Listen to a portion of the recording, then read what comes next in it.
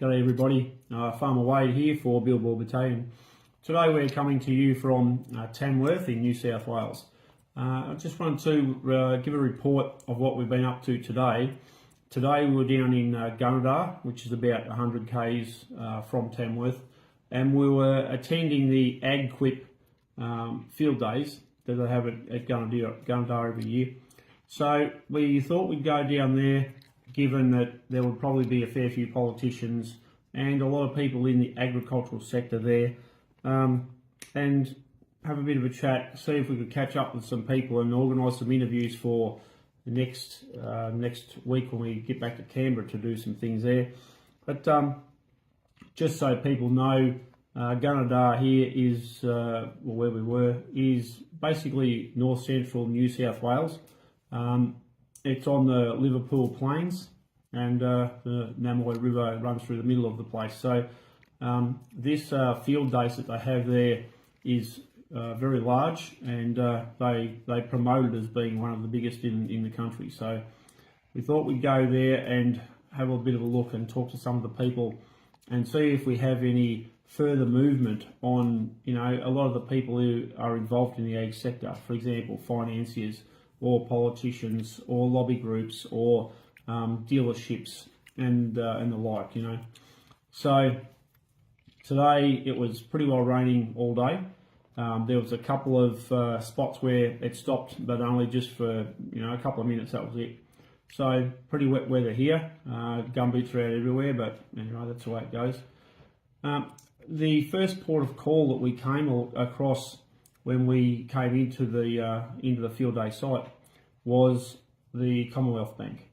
So I thought, well, being such a big financier in the ag sector and industry, I'd have a bit of a talk to some of the people there, and I did get talking to a couple of blokes there who are fairly high up in the Commonwealth Bank and in the agricultural sector, the financing sector from right across Australia. So it was very interesting to put some questions to them.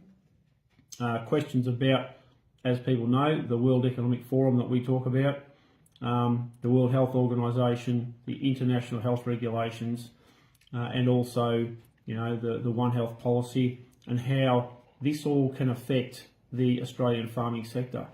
So I think it's fair to say that they had very little knowledge, if any, of the IHRs and so on. Touched a little bit that they knew about the WEF, and I think one said they knew a bit about Klaus Schwab, I'd heard of him.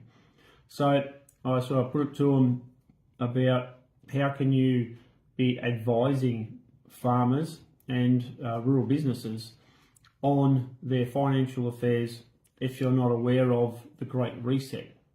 This is the World Economic Forum plan to reset the entire economy of the world. And as we know, one of their specific targets for destruction are farmers. So it was very good to have a yarn to these blokes and talk about things they didn't know about. And then I suggested, well, we could possibly organise to do some seminars with people in the banking industry, the financial industry, about what we know, about what Billboard Battalion knows. And I was quite surprised that they seem to be actually interested in that kind of a proposal. So, we will be going back again tomorrow and trying to catch up with some other bankers and other financiers and people involved in the agricultural business sector. So we've got these people's contacts, so I'll be back onto them soon, and with a view to organising some further meetings and some seminars, and to bring people in the banking sector up to speed. So this is one of the main ideas that we have, and one of the main things that I've been trying to achieve for a while now. So I think that it's very, very good that that's occurring. So I think to that end it's been successful in that respect. So we then proceeded around the place to have a bit of a look, and we ended up at the tent of New South Wales Farmers. And who do you think we found there but our old mate David Littleproud? So we thought, well, David Littleproud is somebody we tried to catch up with the last time we were in Canberra, the last few weeks. Couldn't sort of get past his office, so even though he told us to call his office. So I said to him again today about organising a meeting, so once again, can you believe it? He said, oh, call my office. So anyway, we pushed that a bit harder. So we're going to get back onto David's office, and this is something that, you know, we really are very, very serious about getting to talk to these politicians. So I think that when we're seeing the destruction of the agricultural sector, although you won't hear about that from many of the players, you know, we need to be talking to the leadership team in the opposition. So we'll keep you up to date with where we go from trying to catch up with David Littleproud. He's the federal member for Maranoa up in Queensland. His office, his home base is in Warwick in Queensland. So we'll pursue this and see how we go with that. Then we, as I said, we're at the tent of the New South Wales Farmers. So I've been trying for a while to catch up with I'll make the President of the New South Wales Farmers, Xavier Martin. However, have had absolutely zero luck. So I thought, right, let's turn up at this thing, and lo and behold, of course, they were there. So I did have a short chat with Xavier Martin, who said he'd never heard of Billboard Battalion, and I thought, well, we're going to have to change that. So it seems rather interesting that we've been trying to contact them and get onto them. Also spoke a lot about the National Farmers Federation, of which, of course, New South Wales Farmers, well, they know them, put it that way. So as far as I understand, they're on the pulling out from NFF side of things. So I said to Xavier, well, I need to get your phone number, mate, so we can talk about these things, because I asked him about the IHRs and about all these kind of things, to which he had absolutely zero knowledge. Not a clue, zip, zilch, nothing. So given that this is without doubt the single biggest issue in agriculture in Australia's history, you would expect that the likes of the New South Wales Farmers, who have, I think it's a membership of 7,000 odd people, you would think that they would at least know about the one thing that's going to destroy them. So, so Xavier said to me, well, you know, you can go through the branches and talk to the branches at grassroots and come up through, you know, and get the information to us. I said, well, we really need to be speaking to the leadership group, of which apparently they've got 50 staff members there.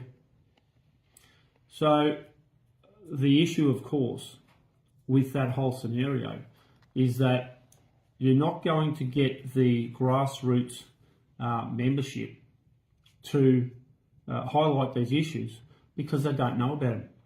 And this is the primary problem with everything. This is why it's so important to speak to the leadership group, because things are being organised and have been for quite a long time where farmers are destroyed and wiped out. There's a lot happening in the ag sector and in New South Wales as well, and for far, far too long we've got the leadership groups of all these kind of organisations who just go, I don't know what you're talking about, nothing to see here, everything's just going great, it's all terrific, blah, blah, blah. Whilst at the very same time, we've got farmers who are going broke, they're being bankrupted by governments, and in many cases they're losing everything, they're losing their marriages, their families, and they're killing themselves. So things aren't really great at all. And there are reasons why this is happening. And these are the reasons why we want to speak to people like Xavier Martin from New South Wales Farmers, because I can tell you right now, it's been very concerning to me that many of the so-called farmer representative lobby groups throughout Australia over many, many years have been selling out their members. They've been just rubber stamping whatever government's wanted. And as we know, it's not what government wants, government is only doing what they're told by the WEF and the UN and the WHO. So these are some of the things that we need to do to get some action, get farmers and communities to to start pushing back, because they're not going to push back if they don't know that there's something to push back against. So we can have all the people that we want sitting there just cruising along, having a great old time, while those around them are being blown to bits. So we need to change that, and that's what we're in the business of doing. After we spoke to Xavier Martin at the New South Wales Farmers, we then ventured on to, I spotted a tent there that said the Greens. And I thought, well, we're an equal opportunity outfit, so let's go and have a bit of a chat to the Greens. So we did meet. There was 3 or 4 people there, and we had a good old yarn for quite some time. And we spoke to Louise, who was the candidate for the Hunter Valley here in New South Wales, and it was very, very interesting talking to her, because as amongst the most, the normal things that you would expect I would talk about with politicians, and in particular lefty Green politicians, we got onto the Labor Party, and the new Labor member for the Hunter Valley, or for Hunter, is a bloke called Dan Repiccioli, who we spoke to briefly at Parliament House the last time we were there. And Dan said, because I said to him, I'd be interested in doing a meeting and an interview with you about what's happening in particular the coal seams and the coal mines with regard to the net zero. So Dan said, I'll just give my office a call and they'll organise it. So as we're becoming aware that particularly with the likes of the Labor Party, when they tell you to ring their office and their office will organise a meeting, generally they're lying to you. They're lying their guts out. They're absolute barefaced lies. But to give Dan Repiccioli a bit of a chance, this was his first sitting of Parliament when we saw him there a few weeks ago. So I think it's only reasonable to give his office another call, and however many calls it takes, to see if we can organise it to meet with Dan and many of the other Labor members, because this is a situation where the Labor Party says one thing about how they're looking after everybody, and particularly workers and the unions and all this. At the very same time, they're doing the deals with the foreign terrorist organisations to destroy unions, to destroy Australian workers and Australian families. Not only that, everything else.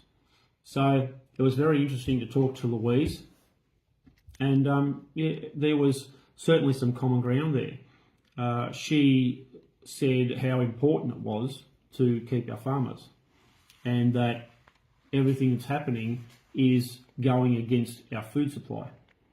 And that was before I talked to her about the international health regulations and also the One Health policy and the ramifications of the World Health Organization now being given ownership of Australia. So she did talk to me about whether we had ceded our sovereignty.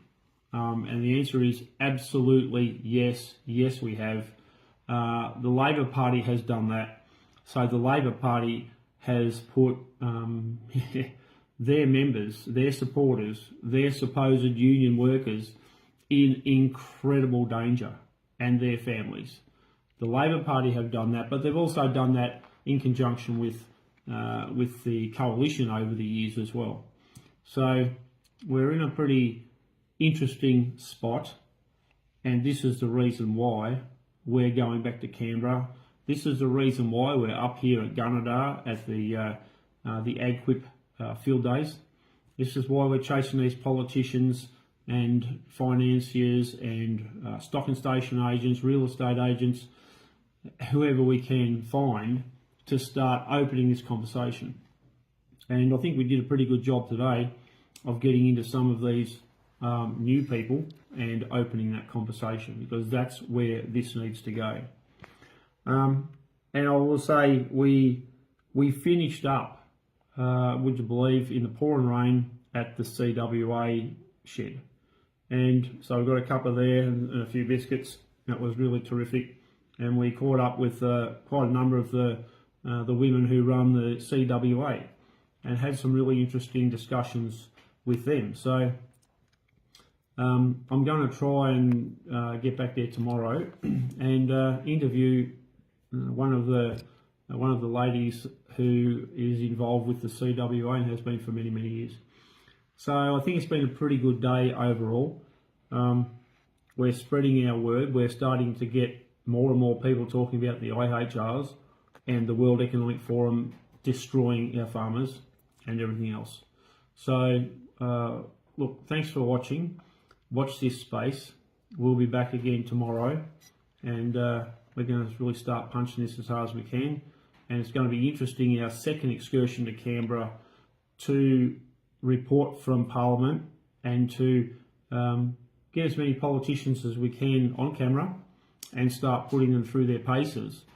The sort of questions that you won't definitely not hear the ABC ask, or Channel 9, Channel 7, Channel 10, any of them.